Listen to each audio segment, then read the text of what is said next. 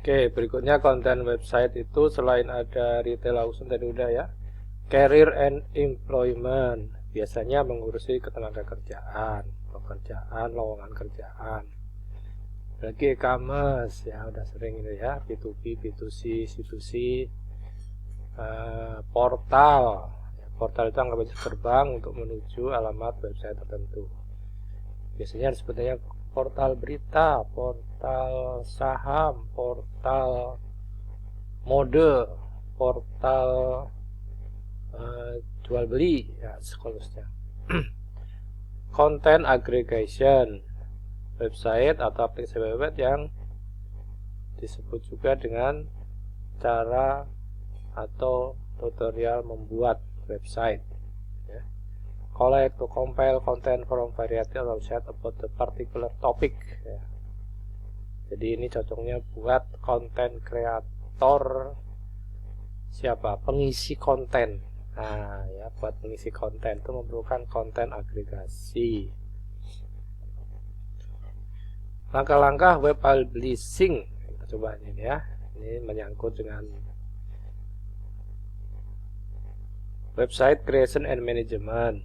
Itu bagaimana kalau kita dimintai mengisi ya, mengupdate isi website. Pertama, step in web publishing. Pertama, Anda buat website itu untuk apa? Ya, tujuannya untuk apa? Di sini disebutkan karakternya apa, buat siapa, sasaran ya, sasaran. Kemudian diferensiasi, apakah satu level, contoh untuk penggemar mobil kuno. Nah, ya itu aja. Nanti nggak ada untuk penggemar sepeda, bisa nggak masuk? Ya nggak tahu, nggak cocok gitu kan.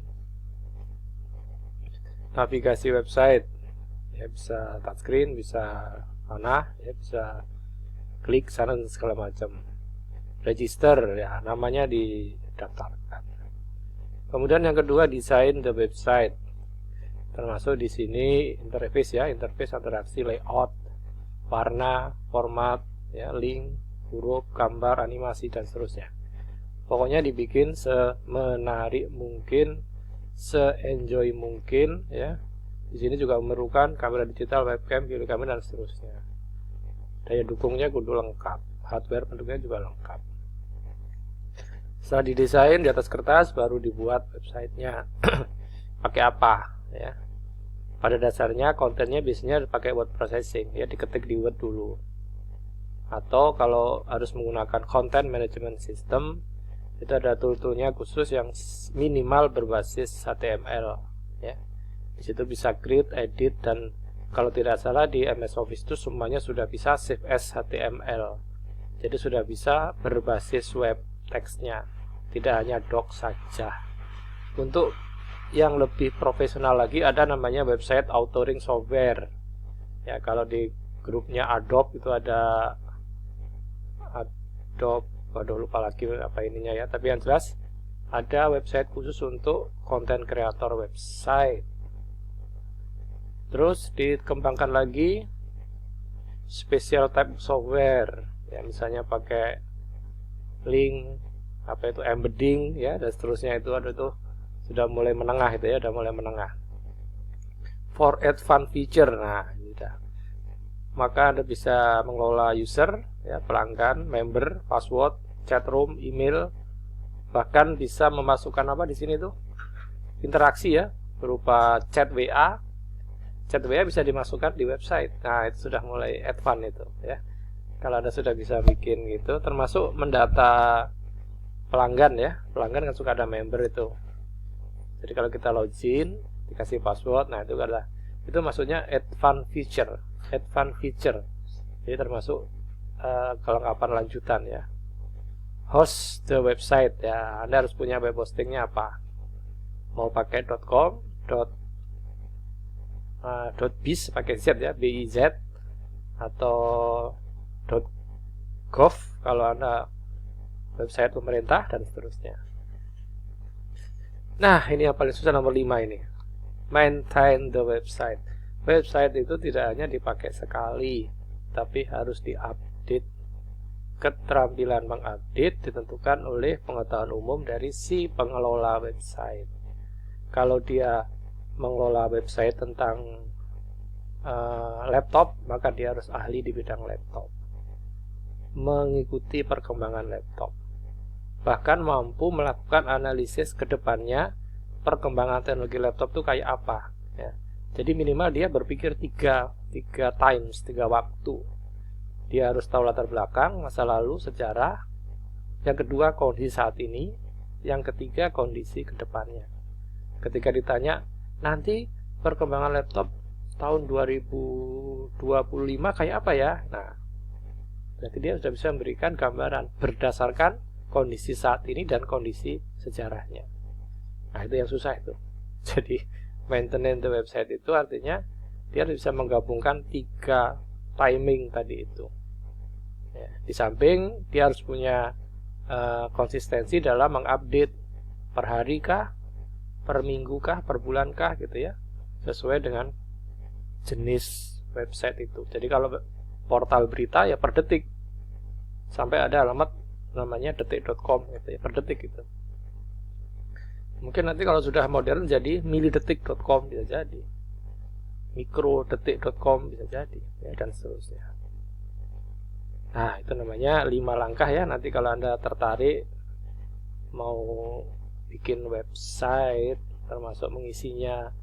Jadi kata maintain di sini artinya bisa 2 aspek ya. Bisa dari sisi hardware, dari software. Kalau hardware berarti Anda harus komputer yang Anda pakai itu harus up to date ya. Jangan sampai kena virus. Jangan sampai nggak bisa dibuka. Jangan sampai gagal dibuka gitu. Dari sisi softwarenya, kontennya harus dipahami dengan baik. Next, kita cari lagi digital media on the web. Jadi bagaimana sekarang tantangannya adalah media yang berbasis kertas itu sudah mulai terpinggirkan. Sudah mulai bergeser ke digital media. Ya. Karena lebih menarik, lebih cepat, lebih mudah diakses, dan masyarakat atau user atau pengguna bisa memilih. Kalau dulu ada langganan PR sama Kompas, ya udah itu aja beritanya. Tapi kalau di digital media, Anda bisa cari segala macam koran, ya, segala macam koran, cari sendiri. Terus data bisa disampaikan dalam format grafis, ya, menarik. Jadi ada teks itu tulisan. Sedangkan grafis adalah gambar, foto, animasi, ya, chart, drawing, ya. Semua kategorinya adalah graphics. Sehingga ada sebuah bentuk yang disebut dengan infografis. Infografis itu minimal ada gambar, ada angka, dan ada topiknya apa, harus jelas.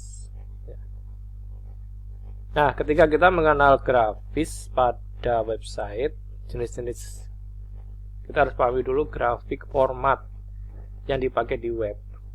Yang pertama ada BMP, singkatan dari bitmap. Dipakai untuk desktop background, scan image, ya, scan image artinya dari hasil scanner ya. Kedua GIF, graphics interchanging format. Ada aspek animasi sederhana. Ya. JPEG, Joint Photographic Expert Group. Biasanya produk dari kamera digital. Movie Still Shoot, jadi ada movie, terus di screen capture foto, itu dari JPG biasanya. Ada PNG, ya, ini yang sering saya pakai kalau kita buka paint.net gitu ya. Portable Network Graphic, Comic Style Drawing, Line Art, Web Graphic. Nah, jadi dipakai web graphic itu standarnya berarti ya. TIFF, Tag Image File Format, foto yang dipakai di industri percetakan. Nah, dari 1, 2, 3, 4, 5 ini mana yang paling sering kita gunakan? Ya, tergantung. Kalau saya lebih suka sering pakai JPEG sama PNG. Ya, karena kadang foto-foto dari web, kamera digital dan seterusnya itu berbasis JPEG dan PNG.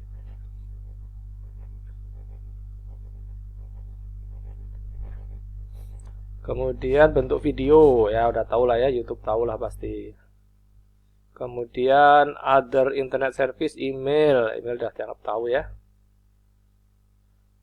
Nah, bagaimana email bisa nyampe? Nah, ini aja mungkin dibahas ya. How on email message. Pertama, saya nulis buka email program pakai apa? Gmail boleh, Yahoo boleh ya. Yang ada di komputer atau di smartphone.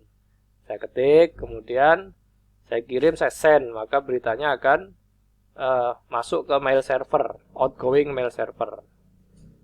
Terus yang ketiga, masuk ke outgoing mail server, determine the best route of the data and send. Nah, ini yang lebih besar lagi, untuk internet router. Router tetap sama. Kemudian langkah keempat, itu semacam dimasukkan ke kotak-kotak sesuai alamat pengirim. Jadi kalau saya ngirim ke alamat xyz.@gmail, maka nanti di sini akan muncul xyz.@gmail. Penerima, recipient akan menerima tampilan di sini, ya.